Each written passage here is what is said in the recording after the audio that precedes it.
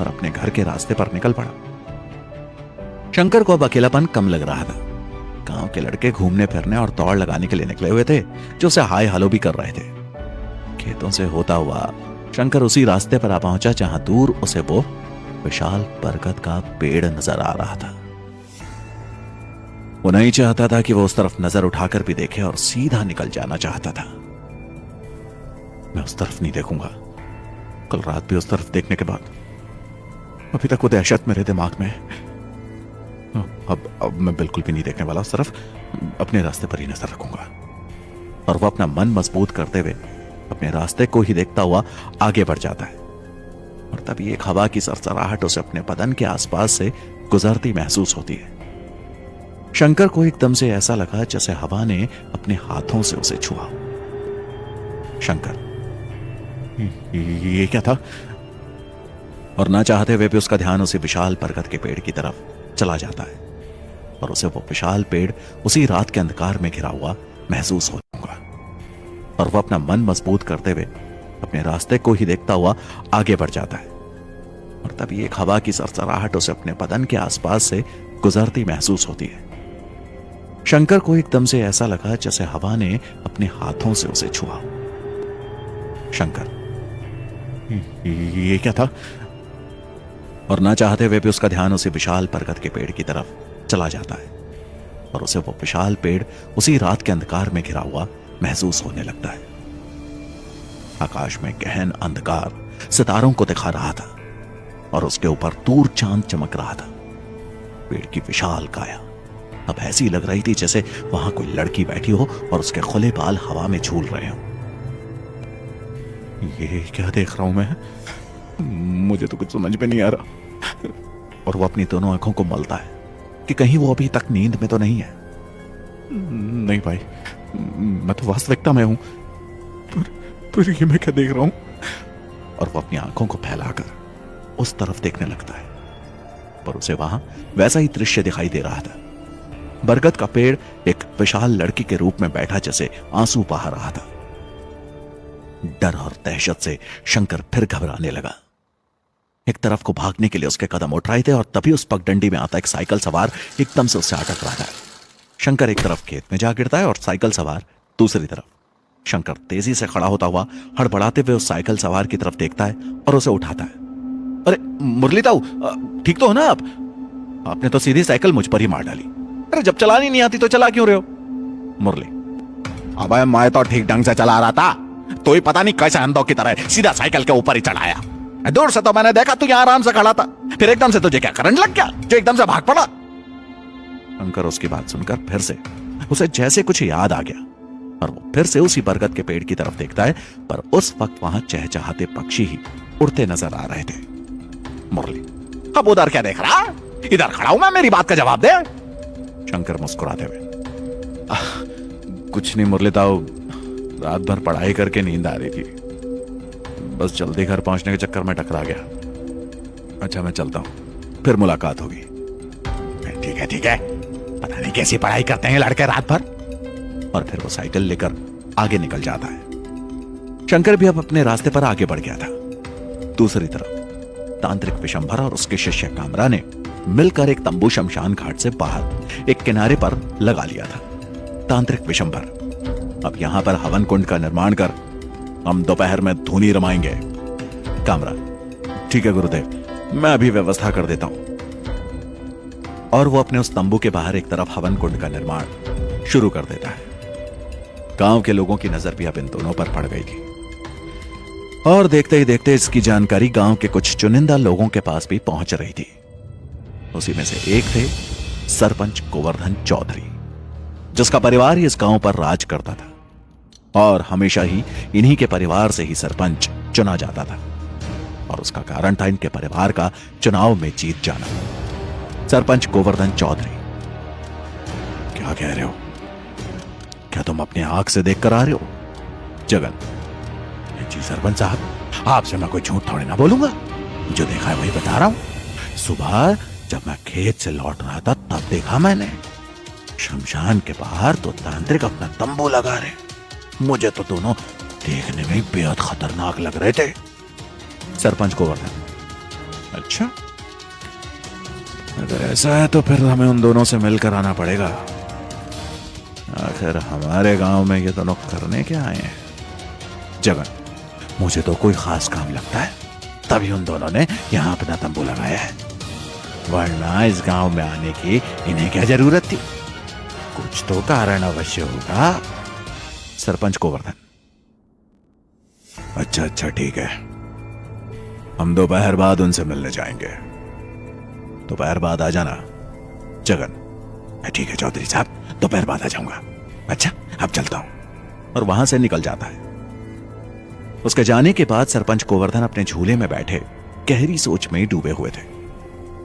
क्या वजह है इस तांत्रिक के हमारे गांव में आने की? पिताजी एक बात कहते थे, मुझे वो बात याद आ रही है। पिताजी ने तो यही कहा था मरते वक्त, जब इस गांव में एक बड़ा तांत्रिक आएगा तो यहां ढेरों समस्याएं जन्म लेंगी। तो क्या पिताजी की बात अब सच होने वाली है? क्या हुआ सरपंच साहब, किस सोच में बैठे हो? लो अपनी चाय पकड़ो। और उन्हें चाय का कप पकड़ाती है। सरपंच, बैठाओ बिमला, सुबह सुबह आज बेहद बड़ी खबर मिल गई है। क्या कहा? बड़ी खबर? ऐसी क्या खबर मिल गई जिसने सुबह सुबह आपको ऐसे सोचने पर विवश कर दिया और चेहरे पर चिंता की लकीर आ गई? और उनकी तरफ हैरानी से देखती है। आज से 20 साल पहले जब बाबूजी गुजरे थे तो मुझे कुछ बता कर गए थे, और आज वही बात असलियत होती नजर आ रही है। उसकी पहली कड़ी अभी जगन मुझे बता कर गया है। बाबूजी ने क्या कहा था 20 साल पहले? आपने ये बात मुझे कभी नहीं बताई। बाबूजी ने कहा था कि वर्षों बाद इस गांव में एक तांत्रिक का पदार्पण होगा, और उसके बाद इस गांव पर मुसीबतें टूटेंगी। तो क्या इस गांव में कोई तांत्रिक आ पहुंचा है? हाँ, जगन यही बताने आया था। शमशान घाट के पास 2 तांत्रिक अपना तंबू लगा रहे हैं। अगर बाबूजी ने ऐसा कहा है कि तांत्रिक के आने से समस्या आएगी, तो अब आप जाइए और उस तांत्रिक को इस गांव से बाहर कर दीजिए। उसे यहाँ रुकने के लिए मत कहिए। जाइए आप, सबसे पहले यही काम कीजिए।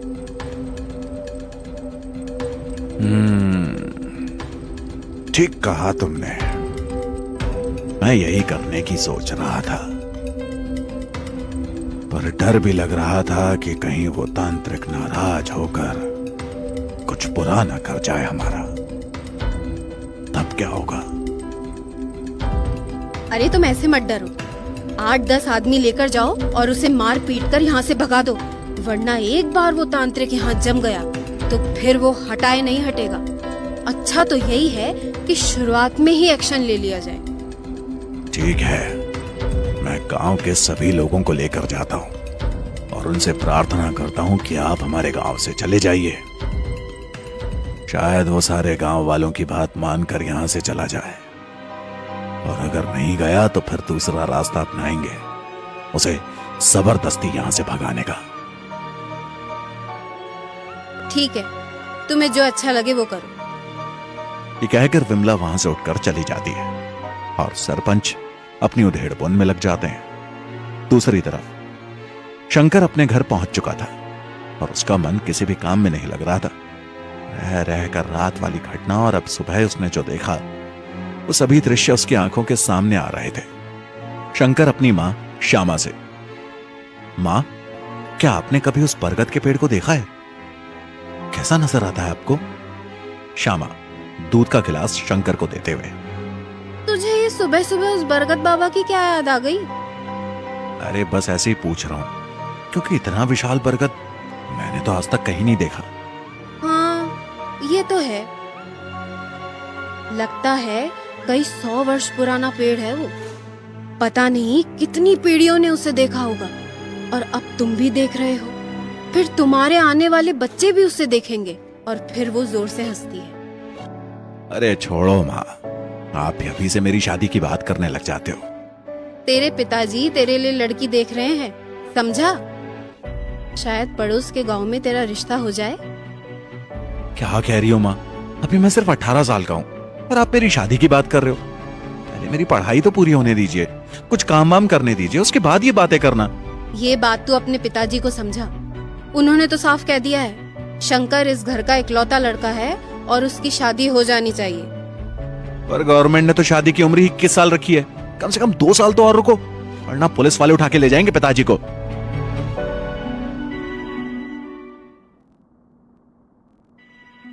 श्यामा, हाय, सुबह सुबह पिताजी को जेल भेजने की बात कर रहा है। तुझे और कोई बात नहीं सूझी? और कौन बताएगा कि तू 18 साल का है? और घर में बहू आ जाएगी तो क्या दिक्कत है? मेरी भी मदद हो जाएगी। शादी मेरी होनी है तो मैं ही पुलिस को बुलाने जाऊंगा। और ग्लास एक तरफ रखकर अपने कमरे की तरफ चला जाता है। श्यामा गुस्से में तिल मिला जाती है। अरे कैसा नालायक बेटा है, सुबह शाम इसे दूध पिलाओ और ये हमें जेल में डालने की फिराक में बैठा है। और फिर उसका रिकॉर्ड चालू हो जाता है बोलने का। शंकर अपने कमरे में दरवाजा बंद करके बैठा था, फिर भी उसे अपनी मां की ऊंची आवाज सुनाई दे रही थी। शाम को पिताजी आएंगे तो मैं उनसे अवश्य बात करूंगा इस मुद्दे पर। आखिर इतनी जल्दी क्या मचा रखी है पिताजी ने भी। शंकर भी मन ही मन गुस्से में भर उठा था। तभी उसका फोन बजने लगता है। शंकर, हेलो, हाँ बोलो सूरज, कहाँ है तू? सुबह बिना बताए चला गया। पहले तो ऐसा नहीं करता था और अपनी किताबें भी यहीं छोड़ गया। तेरी तबीयत तो ठीक है ना भाई? शंकर थोड़ा सा निढाल होकर, अरे नहीं यार, मैं तो किताब उठाना ही भूल गया था, अभी याद आ रही है। चल कोई बात नहीं, आज शाम को तेरे यहां आना ही है। सूरज, ठीक है, पर आज थोड़ा जल्दी आ जाना, मेरे परिवार के लोग भी बाहर जा रहे हैं, अभी घर पर अकेला ही हूं। शंकर, अगर ऐसी बात है तो तू इधर आ जाना, और जब तक अंकल आंटी नहीं आते हैं तू यहीं रह जा हमारे घर। हाँ यार, ये बात भी तूने ठीक कही, पर मेरा बापू बोल कर गया कि रात में घर का ध्यान रखना, आजकल चोर भी बहुत आ रहे हैं। अरे यार, तेरे तो बहाने भी बहुत रहते हैं, तेरा तो आने का मन ही नहीं है शायद। चल कोई बात नहीं, मैं ही आ जाऊंगा। ठीक है, और फिर फोन रख देते हैं। वर्धन चौधरी ने पंचायत घर में गांव वालों की एक मीटिंग बुला ली थी और इस वक्त वो उसे संबोधित कर रहे थे। सरपंच, देखो भाइयों, हमारे गांव के शमशान घाट के पास एक तांत्रिक ने अपना डेरा डाल लिया है और गांव का मुखिया होने के कारण मुझे यह ठीक नहीं लग रहा। और दूसरी बात, वो अपनी जो तंत्र विद्या और साधना यहां करेगा, भाई उसका असर हमारे गांव पर भी तो पड़ेगा, जो कि उचित नहीं है। हमारे गांव के भोले भाले लोगों को वो कई तरह के लालच में फंसाने का काम भी कर सकता है। तो इसीलिए मैंने फैसला किया है कि उसे यहां से बाहर कर दिया जाएगा, पहले प्यार से, और अगर वो बात नहीं माना तो फिर उसे जबरदस्ती यहां से बाहर करना पड़ेगा। गणेश कुमार, पर यह तो उचित नहीं है चौधरी साहब, इससे तो वो कहीं नाराज ना हो जाए और जाते जाते हमारे गांव को कोई बुरा श्राप ना दे जाए, तब क्या होगा? सरपंच, हाँ, इसीलिए तो मैंने ये सोचा है कि पहले उसे भेंट देकर यहां से बड़े प्यार से चलता कर दिया जाए, वही ज्यादा अच्छा है। वरना बाद में तो हमें कठोर फैसला लेना ही होगा और उसे कहीं दूर जंगल में जाकर अपनी साधना करने के लिए रहना पड़ेगा। सभी गांव वाले सरपंच की बात को सही ठहराते हैं और फिर तांत्रिक से मिलने की तैयारी शुरू कर देते हैं।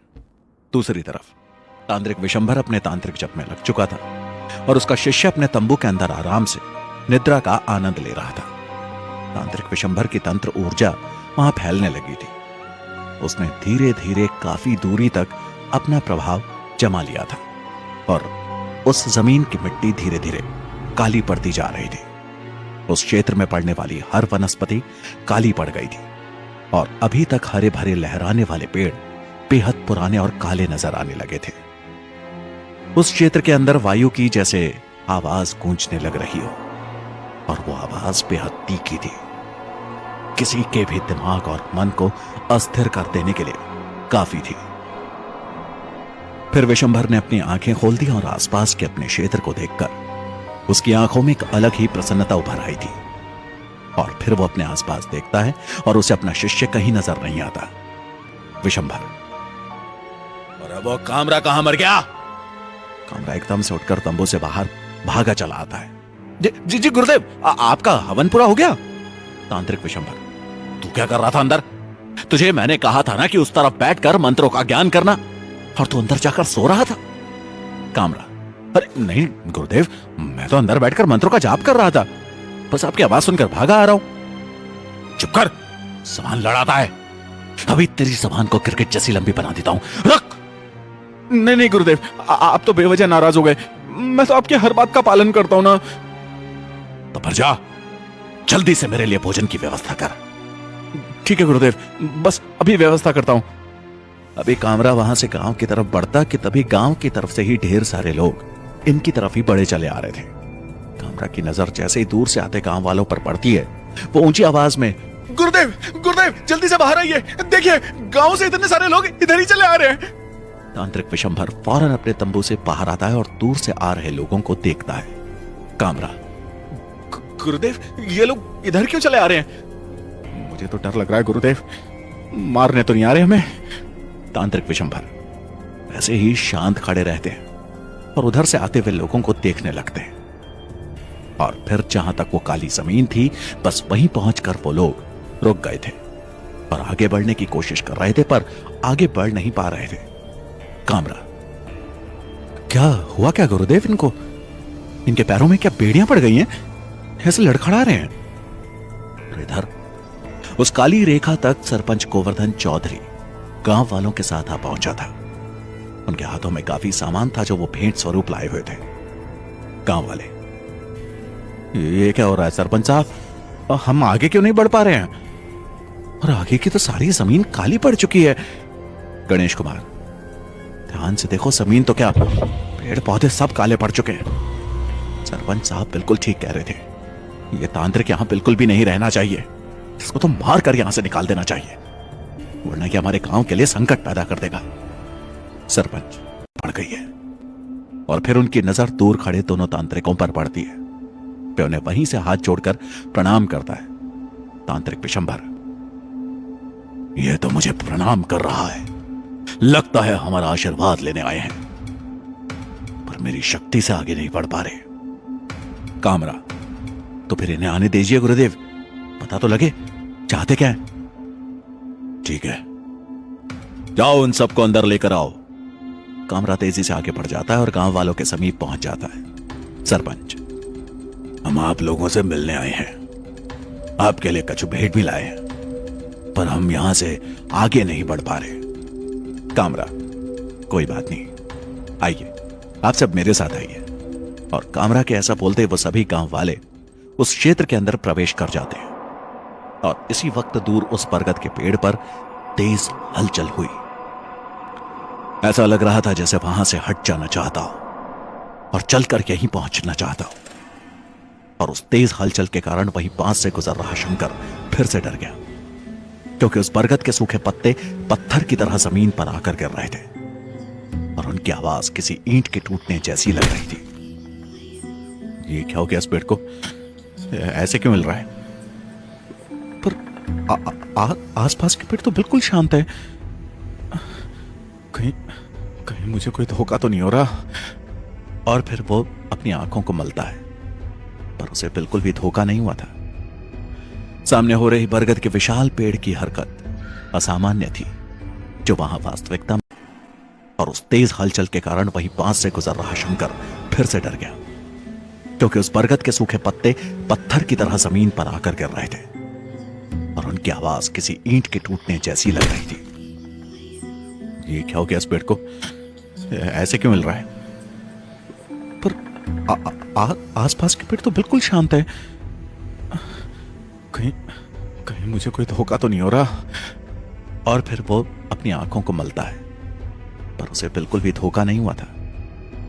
सामने हो रही बरगद के विशाल पेड़ की हरकत असामान्य थी, जो वहां वास्तविकता में हो रही थी। दिन के उजाले में भी शंकर सिर पर पैर रखकर अपने दोस्त सूरजभान के घर भाग पड़ता है। बरगद धीरे धीरे फिर से शांत हो जाता है।